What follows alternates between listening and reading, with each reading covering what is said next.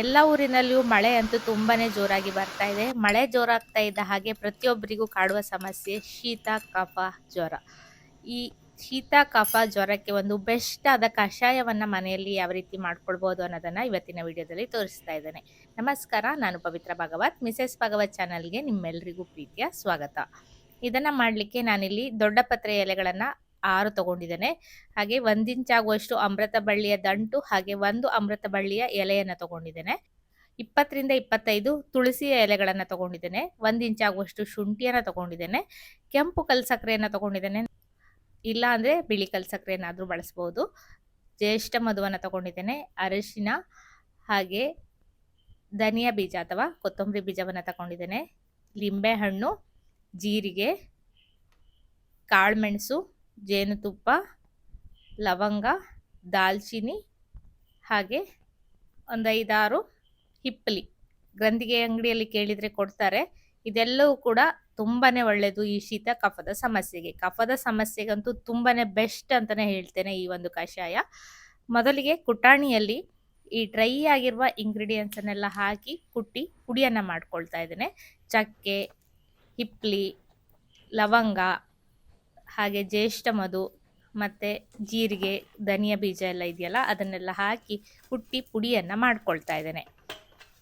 ಕುಟ್ಟಿ ಪುಡಿ ಮಾಡಲಿಕ್ಕೆ ಕಷ್ಟ ಅಂತ ಇದ್ದರೆ ಮಿಕ್ಸಿ ಜಾರಲ್ಲಿ ಕೂಡ ಹಾಕ್ಬೋದು, ಆದರೆ ಈ ಜ್ಯೇಷ್ಠ ಮಧು ಎಲ್ಲ ಸ್ವಲ್ಪ ಗಟ್ಟಿಯಾಗಿರ್ತದೆ. ಈ ರೀತಿ ಕುಟ್ಟಾಣಿಯಲ್ಲಿ ಕುಟ್ಟಿ ಪುಡಿಯನ್ನು ಮಾಡೋದು ಒಳ್ಳೆಯದು. ಇದೆಲ್ಲವೂ ಕೂಡ ಕಫದ ಸಮಸ್ಯೆಗೆ ತುಂಬಾ ಒಳ್ಳೆ ರಿಸಲ್ಟನ್ನು ಕೊಡ್ತದೆ. ನೀವು ಇದನ್ನು ತಗೊಂಡು ಒಂದು 3-4 ಗಂಟೆಗಳಲ್ಲೇ ನಿಮಗೆ ಗೊತ್ತಾಗ್ತದೆ ಕಫ ನೀರಾಗಿ ಹೊರಗಡೆ ಬರಲಿಕ್ಕೆ ಸ್ಟಾರ್ಟ್ ಆಗ್ತದೆ.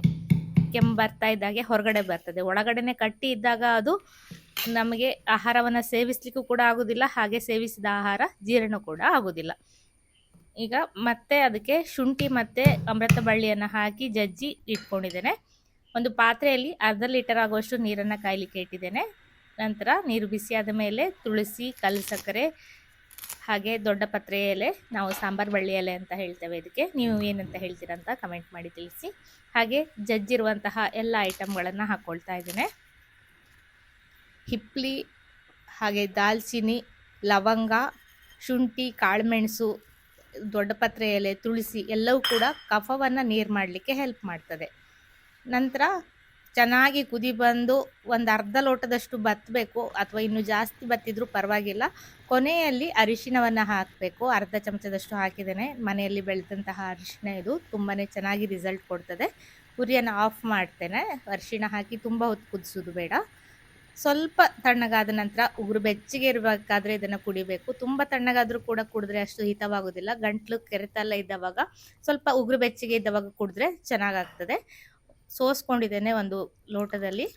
ಅದಕ್ಕೆ ಜೇನುತುಪ್ಪವನ್ನು ಹಾಕ್ತಾ ಇದ್ದೇನೆ, ಹಾಗೆ ಲಿಂಬೆ ಹಣ್ಣನ್ನು ಹಾಕ್ತಾ ಇದ್ದೇನೆ. ಇದೆರಡನ್ನು ಕೊನೆಯಲ್ಲಿ ಹಾಕ್ಕೊಳ್ಬೇಕು. ನಾವು ಯಾವಾಗ ಕುಡಿತೇವೆ ಆ ಟೈಮಲ್ಲಿ ಹಾಕಿ ಮಿಕ್ಸ್ ಮಾಡಿಕೊಂಡು ಸೇವಿಸಬೇಕು. ನಾನಿಲ್ಲಿ ಕಾಳುಮೆಣಸಿನ ಪ್ರಮಾಣವನ್ನು ಸ್ವಲ್ಪ ಕಡಿಮೆ ಹಾಕಿದ್ದೇನೆ. ಮಕ್ಕಳಿಗೆಲ್ಲ ಕೊಡೋದಾದರೆ ತುಂಬ ಖಾರ ಹಾಕಿದರೆ ಅವರು ಇಷ್ಟಪಟ್ಟು ಕುಡಿಯೋದಿಲ್ಲ. ಹಾಗಾಗಿ ಇದೆಲ್ಲ ಬಿದ್ದಾಗ ಖಾರನೇ ಬೇಕು ಅಂತ ಏನಿಲ್ಲ. ನಿಮಗೆ ಅಕಸ್ಮಾತ್ ಖಾರ ಜಾಸ್ತಿ ಬೇಕು ಅಂತ ಅನಿಸಿದರೆ ಕಾಳುಮೆಣಸನ್ನು ಡಬಲ್ ಆಗಿ ಹಾಕ್ಕೊಳ್ಳಿ. ದೊಡ್ಡವರು ಕುಡಿಯೋದಾದರೆ ಸ್ವಲ್ಪ ಜಾಸ್ತಿ ಹಾಕ್ಕೊಳ್ಬೋದು. ಚೆನ್ನಾಗಿ ಮಿಕ್ಸ್ ಮಾಡಿ ಬೆಚ್ಚಗೆ ಬಿಸಿ ಬಿಸಿ ಇರುವಾಗಲೇ ಕುಡೀರಿ, ತುಂಬಾ ಚೆನ್ನಾಗಿರ್ತದೆ. ನಿಮಗೂ ಕೂಡ ಶೀತ ಕಫದ ಸಮಸ್ಯೆ ತುಂಬಾ ಕಾಡ್ತಾ ಇದ್ದರೆ ಈ ಕಷಾಯವನ್ನು ಮಾಡಿ ಕುಡಿದು ನೋಡಿ. ಹಾಗೆ ನಿಮ್ಮ ಪರಿಚಯದವರಿಗೂ ಈ ವಿಡಿಯೋವನ್ನು ಶೇರ್ ಮಾಡಿ, ಅವರಿಗೂ ಕೂಡ ಹೆಲ್ಪ್ ಆಗಬಹುದು. ಇಷ್ಟ ಆದರೆ ವಿಡಿಯೋಗೊಂದು ಲೈಕ್ ಮಾಡಿ. ಇದೇ ರೀತಿ ಇನ್ನೂ ಹೆಚ್ಚಿನ ರೆಸಿಪಿಗಳೊಂದಿಗೆ ಬರ್ತೇನೆ. ಮತ್ತೊಂದು ವಿಡಿಯೋದಲ್ಲಿ ಸಿಗ್ತೇನೆ. ಅಲ್ಲಿಯವರೆಗೂ ನಮಸ್ಕಾರ.